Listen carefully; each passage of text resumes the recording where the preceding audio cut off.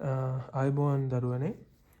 අද මම පටන් ගන්න හදන්නේ ඇඩ්වාන්ස් ලෙවල් ළමයින්ට ත්‍රිකෝණමිතිය පාඩම සම්පූර්ණයෙන්ම කවර් කරගන්න පුළුවන් වෙන්න ෂෝට් ඇන්ඩ් ස්වීට් කියන්නත් බෑ, සම්පූර්ණයෙන්ම තියරි ටික සාකච්ඡා කරලා පහුගිය අවුරුදු වල විභාග ප්‍රශ්න පත්‍ර සේරම උපරිමයෙන්ම කරලා ත්‍රිකෝණමිතිය පාඩම සම්පූර්ණයෙන්ම ගොඩ දාන්න පුළුවන් වැඩපිළිවෙලක්. ඔයා දිගටම මේ වීඩියෝ සීරීස් එකත් එක්ක රැඳිලා හිටියොත් අනිවාර්යයෙන්ම ඔයාලට ත්‍රිකෝණමිතිය සම්පූර්ණයෙන්ම ගොඩ දාලා දෙනවා. සම්පූර්ණයෙන්ම මේක අදහගෙන කරන්න. හරි? එහෙම වුණොත් අනිවාර්යයෙන් මේක ගොඩ දාන්න පුළුවන්. මුල් වීඩියෝ එකේ ඉඳන් අපි සරලව උපරිම සරල කරන්න බෑ. මේක රිවිෂන් ළමයින්ට, තියරි ළමයින්ට දෙගොල්ලන්ටම කරගන්න පුළුවන් වෙන විදිහට තමයි කරන්නේ. අනවශ්‍ය වලට අරන් නැහැ. දෙන දේ උපරිමයෙන්ම දීලා අපි වැඩක් කරන්න පටන් ගමු. හරි. ත්‍රිකෝණමිතිය. සාමාන්‍යයෙන් මේ ත්‍රිකෝණමිතිය කියලා කියන්නේ මේ කෝණ, දිගවල්, හරි ත්‍රිකෝණ පිළිබඳව අධ්‍යයනය කරන ශුද්ධ ගණිතයේ තියෙන කොටසක්. හරිද? කියන්නේ ඔයාලා දන්න හොඳටම ඇඩ්වාන්ස් ලෙවල් කම්බයින්ඩ් මැත්ස් එක කොටස් දෙකයි, පියෝ මැත්ස් එකයි, ඇප්ලයිඩ් මැත්ස් එකයි. ඒතකොට මේ ත්‍රිකෝණමිතිය කියන මාතෘකාව පියෝ මැත්ස් වලට අදාළ කොටස. අපි ඉස්සරහට කතා කරගෙන යන් ත්‍රිකෝණමිතිය කියන්නේ මොකක්ද කියලා. අපි මුලින් මාතෘකාව දාගන්න ත්‍රිකෝණමිතිය.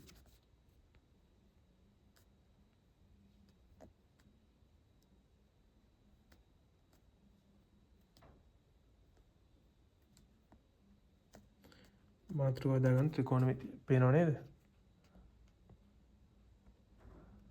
හරි. දාන්න මාතෘකාව ත්‍රිකෝණමිතිය. ත්‍රිකෝණමිතිය කියලා දාලා තරුවක් දාලා ලියන්න. කෝණ දිගවල් ත්‍රිකෝණ පිළිබඳව අධ්‍යයනය කරන ශුද්ධ ගණිතයේ විෂය කොටස ත්‍රිකෝණමිතිය ලෙස හැඳින්වේ.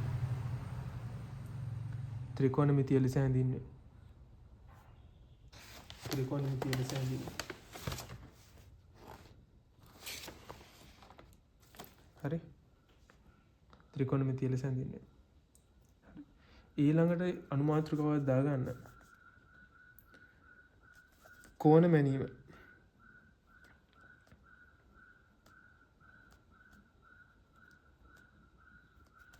මම ලොකු වීඩියෝ දාන්න බලාපොරොත්තු වෙන්නේ නැහැ. සාමාන්‍යයෙන් පැය කාලය වගේ වීඩියෝ තමයි උපරිමයෙන්ම දාන්නේ. ලොකු වීඩියෝ දාන්න බලාපොරොත්තු වෙන්නේ නැහැ. දිගටම වීඩියෝ සීරීස් එක බලාගෙන ඉන්න වැඩේ උඩ දාලා දෙනවා. හරි? කෝණ මැනීම කියලා දාලා ලියන්න.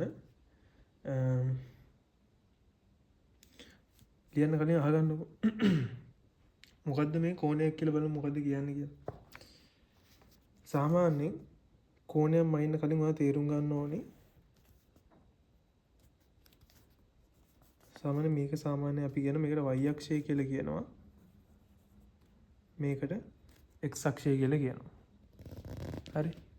මේකට y අක්ෂය කියනවා, මේකට x අක්ෂය කියලා කියනවා.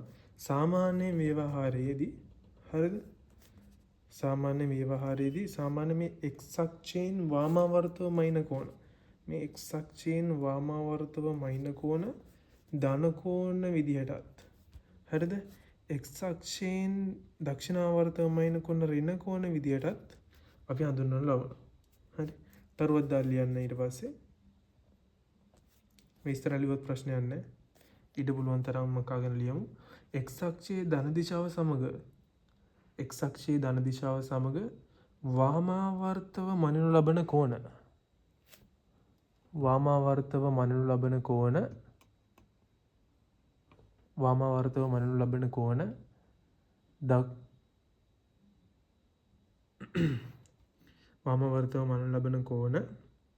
ධන කෝණ ලෙසද දක්ෂිණාවර්තව මනිනු ලබන කෝණ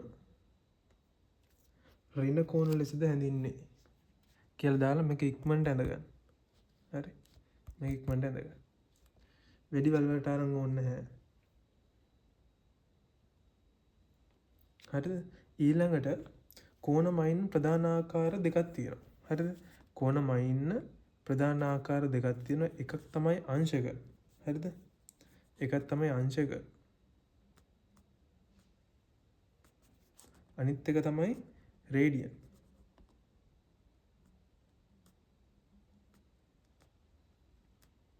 හරිද? සාමාන්‍ය මේ රේඩියන් අපි රැඩ් කියලා ලියන්නේ අංශක නම් සාමාන්‍යයෙන් අපි අදාළ අගෙන් මෙන්න මේ වගේ කොටසක් තමයි ලියන්නේ. ඕක තික්මන දාගන්න. කෝණමයින් ආකාර දෙකයි අංශක සහ රේඩියන්.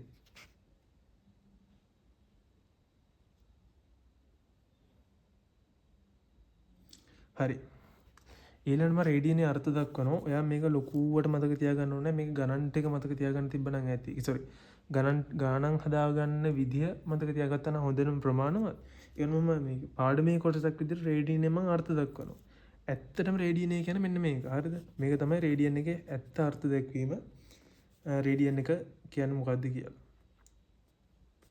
අර්ථ දැක්වීම.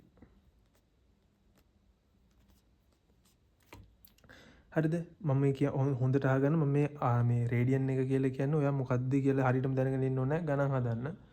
මේක පොතේ සිලබස් එකේ තියෙන හින්දා කියාගෙන යනවා මිසක් වෙන එකක් නෑ. හරි? ඔයාලට මේක පුළුවන් වුණා ප්‍රශ්නයක් නෑ, බැරි වුණා ප්‍රශ්නයක් නෑ. අර්ථ දක්වන්නේ මෙහෙමයි රේඩියන් එක. සාමාන්‍යයෙන් රේඩියන් එකක් කියලා කියන්නේ මෙහෙම වෘතයක් තිබ්බොත්. හරිද? මෙහෙම වෘතයක් තිබ්බොත් මේකේ ආරය r නම්. මේකේ ආරය r නම්. හරිද? මේ අරයට සමාන දුරක ඡාප කොටසක දිග තියෙනවනේ. මේ අරයට සමාන කොටසක ඡාප කොටසක දිග. අන්න ඒක කේන්ද්‍රයත් එක්ක හදන කෝණයට අපි කියනවා රේඩියන් එකක් කියලා කියනවා. හරි. මෙන්න මේකට තමයි රේඩියන් එකක් කියලා සරලව කියන්නේ. හරි. ඔය මුකුත් තේරුම් ගන්න ඕනේ නැහැ. ඕක දාගන්න. මොකද්ද? අරේ r වෙච්ච. හරිද? අරේ r වෙච්ච ඡාප දෙකත් r වෙච්ච කොටසක කේන්ද්‍රයත් එක්ක හදන කෝණයට අපි කියනවා රේඩියන් එකක්. මේක තේරුන්නේ නැතත් ප්‍රශ්නයක් නැහැ. තේරුණත් ප්‍රශ්නයක් නැහැ. මෙහෙම අල්ලගෙන යන්න තේරුණා නම් හොඳයි. තරුවක් දාලා ලියන්න. තරුවක් දාලා ලියන්න. අරයට සමාන ඡාප දිගක් මගින් අරයට සමාන ඡාප දිගක් මගින් කේන්ද්‍රය ආපාතනය කරන කෝණය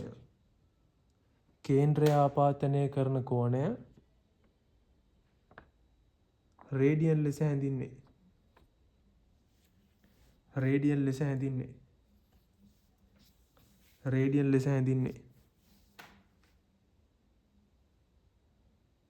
රේඩියන් ලෙස හැඳින්වේ.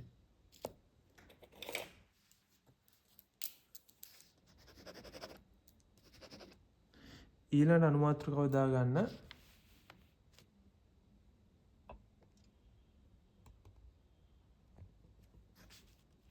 අංශක සහ රේඩියන් අතර සම්බන්ධය. අනුමාත්‍රකව දාගන්න. අංශක සහ රේඩියන් අතර සම්බන්ධය.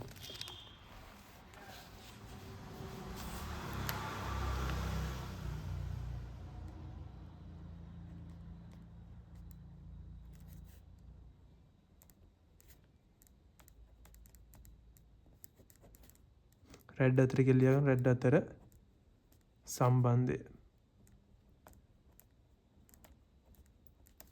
හරිද? රේඩියන් සහ අංශක අතර සම්බන්ධය. අංශක සහ රේඩියන් අතර සම්බන්ධය. හරිද? මේකෙන් ඔයාලට ඕන ගණන් හදා ගන්න පුළුවන්. කිසි දෙයකට කලබල වෙන්න ඕනේ. මේකෙන් ඔයාලට ඕන ගණන් හදා ගන්න පුළුවන්. මෙන්න මේක විතරක් මතක තියාගන්න ඕනේ. ඔයා අංශක රේඩියන් ගණන් පැටලෙනවා නම් හරිද? ඔයාලට අදින් පස්සේ ඒක පැටලෙන්නේ නැහැ. ඔයා මතක තියාගන්න ඕනේ මෙන්න මෙච්චරයි. අංශක 180 සමානයි 5 රෙඩ් කියලා මතක තියාගන්න. ඔයාලට මේක ඕන ගානක් හදන්න පුළුවන්. අංශක 180 සමානයි 5 රෙඩ් කියලා මතක තියාගෙන ඒක රතු පාටින් කොටු කරගන්න. මේක රතු පාටින් කොටු කරගන්න. මම දැන් රතු පෑනක් නැහැ. මේ රතු පාටින් කොටු කරගන්න අංශක 180 සමානයි 5 රෙඩ් කියලා මතක තියාගන්න. ඕකෙන් වාට ඕන ගානක් හදන්න පුළුවන්. දැන් මම හදලා පෙන්නන ඕන ගානක්. හරිද? ලියන්න ප්‍රශ්නයක් විදියට පහත අංශක වලින් දී ඇති කෝණ මාත් ලියන්නද? පහත අංශක වලින් දී ඇති කෝණ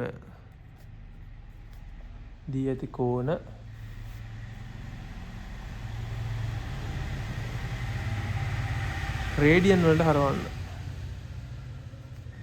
රෙඩ් වලට හරවන්න. හරිද? මම ඕන ගානක් හදලා පෙන්නනවා. මමත් හදලා පෙන්නනවා. ඔයාටත් හදවලා පෙන්නනවා. ඕන ගානක් මෙතනින් හදන්න පුළුවන්. ඔයාට අංශක රෙඩ් පැටලෙනවා නම් මෙතනින් ඔයාට ඒක ගොඩ දාන්න පුළුවන්. හරි.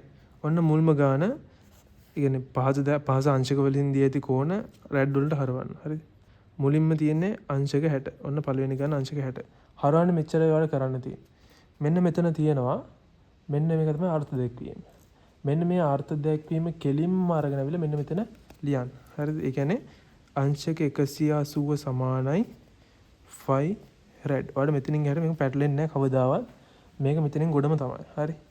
අංශක 180 සමානයි 5 රෙඩ්. එතකොට අංශක 180 සමානයි 5 රෙඩ් නම් අංශක 60 සමානයි රෙඩ් නේ හොයන්න තියෙන්නේ x කියලා ගන්න. හරි? මේක දන්නේ නැහැ නේද? ඊට පස්සේ මේක හරස් ගුණිතයට ලක් කරන්න. ඒ කියන්නේ මේක දෙපැත්ත මාරු කරලා වැඩි කරන්න. එතකොට වඩා උත්තරේ එයි. හරිද? එතකොට එනවා 60 වැඩි කිරීම 5 සමානයි 180 වැඩි කිරීම x. හරිද? මේ බිඳුවට මේ බිඳුව කැපෙනවා. 6 වරක් 1යි 6 වරක් 3යි. එතකොට 5 සමානයි 3යි x සමානයි 5 බෙදීම 3යි. මොනවද ඒකගේ රෙඩ් තමයි. හරි? ඔයා මෙතන රෙඩ් ආදේශ කරා නම් රෙඩ් වලින් තමයි උත්තරේ එන්නේ. හරි? ඔක ඉක්මනට දාගන්න. ඔන්න මම පළවෙනි ගාන හැදුවා. ආයෙත් කිව්වා මේ පාඩම සම්පූර්ණයෙන්ම පුළුවන් කරවනවා.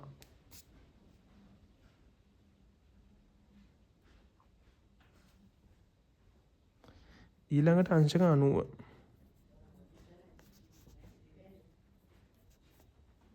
අංශක 90. හරි. ඔයා මේක තනියෙන් හදන්න වීඩියෝ එක පෝස්ට් කරලා පුළුවන් නම් තනියෙන් හදන්න. බැයි නම් බලාගෙන ඉන්න. හරිද? හරි මේකත් බලා ගන්නකො. අංශක 180 ඔයා මොකද අර්ථද? ඔයා දන්නේ මොකද? අංශක 180 සමානයි 5 රෙඩ්. හරිද? එතකොට අංශක 180 සමානයි 5 රෙඩ් නම් අංශක 90 සමානයි ඔයා දන්නේ නැහැ. හරිද? ඊට පස්සේ කරන්නේ මේක හරස් ගුණිතයට ලක් කරන්න. ඒ කියන්නේ පැත්ත මාරු කරලා වැඩි කරන්න. ඒ කියන්නේ මේ 180 වැඩි කිරීම මේ හරස් ගුණිතය වැඩි කිරීම x සමානයි 5 වැඩි කිරීම 5 රෙඩ් කියලා ගන්නකො. 5 රෙඩ් වැඩි කිරීම 90යි. මේ දෙපැත්තම ඉතින් මේක 180 න් බෙදුවොත් x තනි කරන්න එපේ. 180 මම හිතන්නේ A level max කරලා ළමයි ඉන්නේ. හරිද? ඒ හින්දා මේ කොටස නම් බයෝ කරන ළමයි බැලුවත් ප්‍රශ්නයක් නැහැ. ඉතින් ඒගොල්ලන්ට මෙතනින් අල්ල ගන්න පුළුවන්. 2යි x සමානයි 5 බෙදීම 2යි රෙඩ්ස්. හරිද?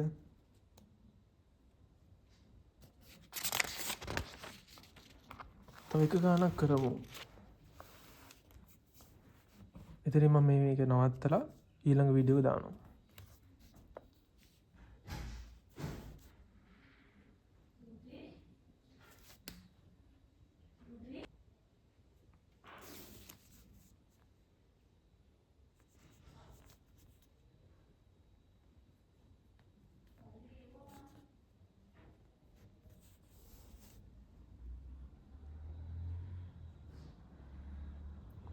අංශක 210 කොහොමද හදන්නේ? අංශක 180 සමානයි 5 රෙඩ් අංශක 210 සමානයි x කියලා ගත්තා. අපි දන්නේ නැහැ. ඊට පස්සේ මේක හරස් ගුණ කරා. 180 වැඩි කිරීම x සමානයි 5 රැඩ් වැඩි කිරීම 210.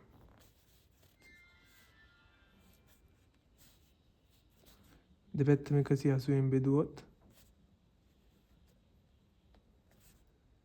x සමානයි ඔයාට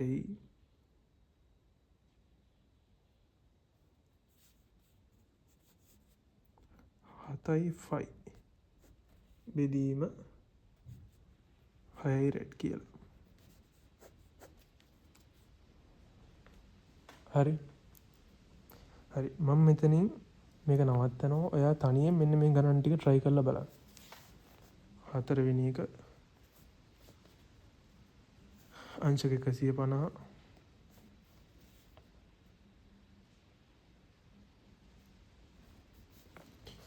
අංශක 120